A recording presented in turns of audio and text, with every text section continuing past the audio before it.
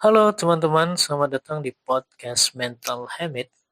Di podcast hari ini, kita bakal ngobrolin topik yang cukup serius tapi penting banget. Kenapa? Karena saat ini ada hal yang kita perlu fokuskan lebih karena ini terkait dengan generasi muda.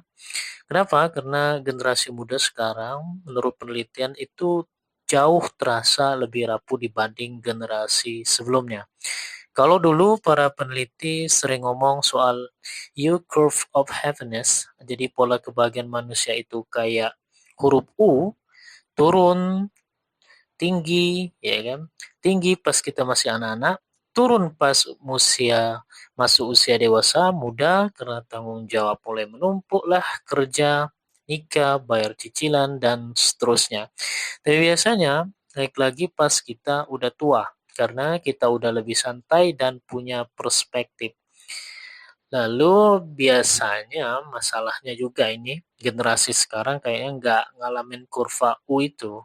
Mereka justru mulai hidup dari titik rendah. Anxiety, depresi, bahkan pikiran buat mengakhiri hidup naik drastis di kalangan remaja dan dewasa muda. Kenapa bisa begitu? Coba kita lihat kondisi yang mereka hadapi dalam beberapa tahun terakhir. Mereka tumbuh di masa COVID, penuh isolasi dan keterbatasan. Mereka dibayang-bayangi isu krisis iklim, berita perang, dan ketidakpastian politik global. Dan sekarang masa depan kerja mereka juga dihantui oleh kecerdasan buatan yang bisa menggeser banyak profesi. Bayangin lagi proses nyari jati diri, tapi dunia di sekitar berubah secepat itu. Gak heran banyak yang merasa goyah. Kalau menurut psikologi Erik Erikson, masa remaja itu memang krusial buat pembentukan identitas.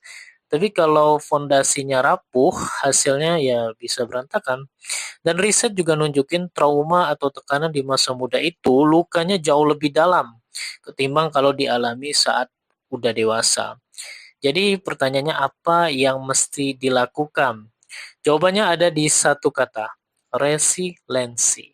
Kita nggak bisa janjiin stabilitas di dunia yang serba nggak pasti, tapi kita bisa ngajarin generasi muda buat siap hidup di dalam ketidakpastian itu. Caranya bagaimana nih? Nah, jangan lagi dorong mereka, pertama ya, jangan lagi dorong mereka itu buat cuma jago satu hal. Dunia butuh orang-orang yang fleksibel, bisa lintas bidang, ya kan? Lalu pendidikan juga perlu berubah, bukan cuma soal nilai dan ranking, tapi ngasih ruang eksplorasi dan pengalaman nyata lewat magang, proyek atau kegiatan sosial. Dan yang paling penting, ubah narasi budaya kita. Gak ada salahnya kalau di usia 18 belum nemu passion, malah di era sekarang punya banyak minat itu jauh lebih aman daripada ngejar satu passion yang bisa hilang karena dunia berubah.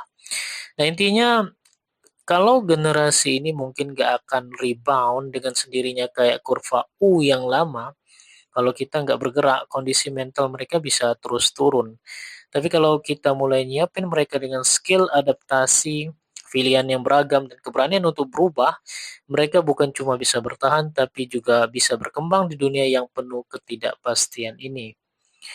Oke, untuk obrolan hari ini, ya kan, ini sebenarnya kita juga ada artikel ilmiah, ya kan. Semoga juga bisa jadi bahan renungan buat kita, khususnya buat kita yang peduli sama masa depan anak-anak muda.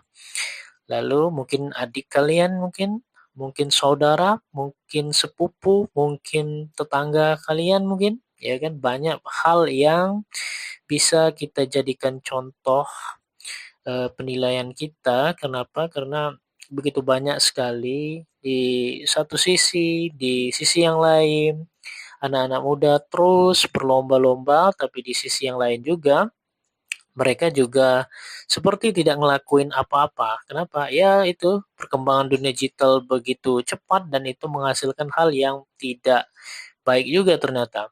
Nah, mari kita cek apa isi artikel daripada yang akan kita bahas hari ini. Jadi, tentu saja ini bukanlah hukum alam yang tak tergoyahkan. Jadi ini hanya cerminan dari bagaimana hidup kita tersusun. Jadi menurut sebuah artikel psikologi, ya kan, ini dikatakan bahwa selama beberapa dekade para peneliti di bidang psikologi dan ekonomi mengidentifikasi adanya kurva U yang stabil terkait kepuasan hidup. Kita memulai dengan rasa bahagia saat anak-anak, menurun ketika dewasa muda karena beban tanggung jawab dan ketidakpastian, lalu bangkit kembali di usia tua ketika perspektif hidup melunakkan sisi tajam kehidupan. Tentu saja ini bukanlah hukum alam yang tak tergoyahkan sebagaimana yang telah dijelaskan, itu hanyalah cerminan dari bagaimana hidup kita tersusun. Tagihan, mengasuh anak, dan ambisi karir sering bertabrakan di usia parubaya. Hanya untuk kemudian digantikan dengan lebih banyak kebebasan, lebih banyak perspektif, dan lebih banyak waktu untuk diri sendiri. Tahun-tahun emas itu masih ada, tahun-tahun emas itu masih ada. Setidaknya bagi generasi sebelumnya yang melaporkannya hari ini.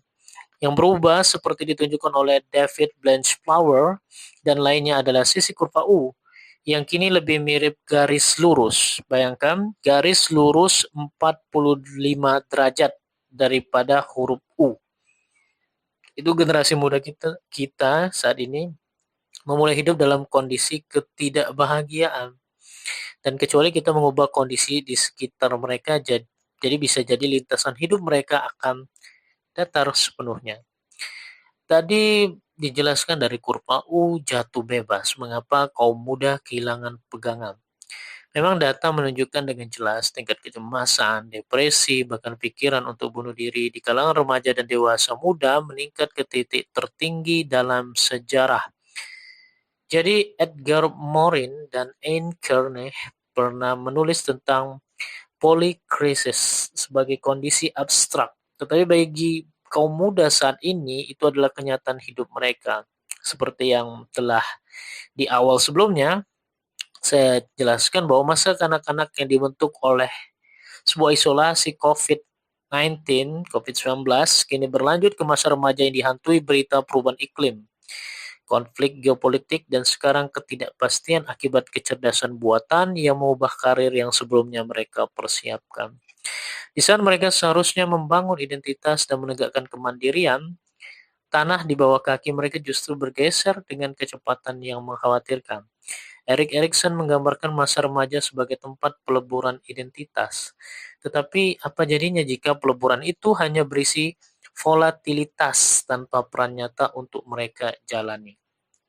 Banyak penelitian menunjukkan bahwa kesulitan di masa pembentukan meninggalkan luka yang lebih dalam yang dibandingkan di masa dewasa.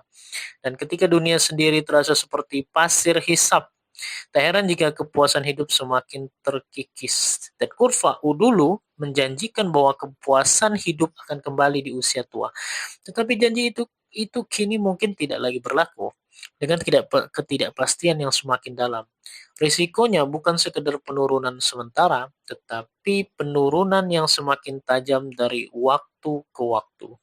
Nah, generasi ini mungkin tidak akan bisa kebangkit kembali kecuali kita yang melakukan intervensi dengan tujuan jelas. Bukan mempersiapkan mereka untuk stabilitas yang mungkin tak pernah datang, ya melainkan untuk ketidakpastian yang pasti akan terjadi. Nah, mengajarkan keterampilan bertahun-tahun untuk hal-hal yang tak terduga, ketidakpastian menuntut lebih banyak dari kaum muda dibanding yang kita berikan saat ini. Institusi kita masih disusun untuk dunia linear yang kini sudah tidak ada, dimulai dengan program studi yang mengasumsikan garis lurus dari sekolah ke pekerjaan lalu menjadi karir. Padahal pekerjaan itu sendiri semakin tergerus, pertama oleh otomatisasi, kemudian oleh outsourcing, ya kan, parah banget itu. Mungkin kalian juga paham karena ini juga terkait dengan undang-undang Omnibus Law, ya. Outsourcing kini oleh AI dan bahkan pekerjaan yang tersisa seringkali kehilangan makna. Kita merugikan generasi muda dan menggiring mereka ke jalur yang semakin sempit dari olahraga elit, ekstrakurikuler ambisius, hingga jurusan yang terlalu terspesialisasi. Seolah hidup masih memberi imbalan pada mereka yang menekuni teori 10.000 jam dalam satu bidang. Apa yang tampak seperti keahlian seringkali justru berubah menjadi beban yang terbuang percuma. Dan ketika pekerjaan impian itu hilang, tahun-tahun yang diinvestasikan berubah menjadi tahun-tahun yang terbuang. Obat yang kita butuhkan memang adalah menumbuhkan ketangguhan melalui keragaman keterampilan, bukan kedalaman pada satu keterampilan saja. Kita butuh lebih banyak polymath yang tangguh karena rasa ingin tahu, bukan spesialis yang rapuh sejak awal desainnya. Pemikir lateral polymath dan mereka yang nyaman berpindah antar bidang lebih mampu bertahan dalam lingkungan penuh ketidakpastian. Studi dalam psikologi organisasi menunjukkan bahwa individu dengan pengalaman belajar yang lebih beragam memiliki ketangguhan, kemampuan beradaptasi, dan keterampilan memecahkan masalah kreatif yang lebih baik di bawah tekanan. Luasnya wawasan bukan hanya kedalaman, kini menjadi keterampilan bertahan hidup baru, dan kita perlu segera mengajarkannya. Itu berarti kita harus memperkenalkan generasi muda pada realitas dunia nyata yang berantakan jauh lebih awal daripada yang kita lakukan sekarang. Misalnya mereka perlu mendapatkan magang yang memperlihatkan proses kerja nyata, bukan hanya jalur karir yang sudah jadi. Mereka juga berhak atas kurikulum yang mendorong eksplorasi sama besarnya dengan kinerja.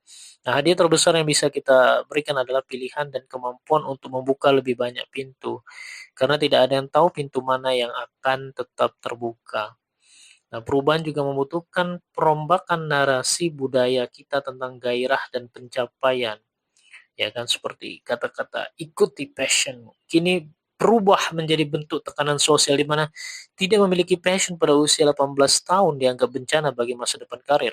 Karena ya mungkin banyak orang bakal berpikir, ya usia 18 saja kamu belum tahu mau kemana, belum tahu apa yang betul-betul membuatmu bergairah, ya kan. Namun hari ini terjebak dengan satu passion saja sama bahayanya. Bertumbuh dalam ketidakpastian berarti menormalkan jalan yang berliku, menghargai rasa ingin tahu, dan menempatkan kemampuan beradaptasi setara pentingnya dengan ketekunan. Nah, kita mesti beradaptasi dengan hidup di dunia yang baru. Dunia polikrisis tidak akan pergi, tetap yang bisa berubah adalah bagaimana kita mempersiapkan generasi berikutnya untuk hidup di dalamnya. Jika model lama menjanjikan stabilitas, ya, model baru kita menumbuhkan kemampuan beradaptasi. Artinya memang dalam perkembangan saat ini yang diarahkan itu adalah lebih kepada pola beradaptasi.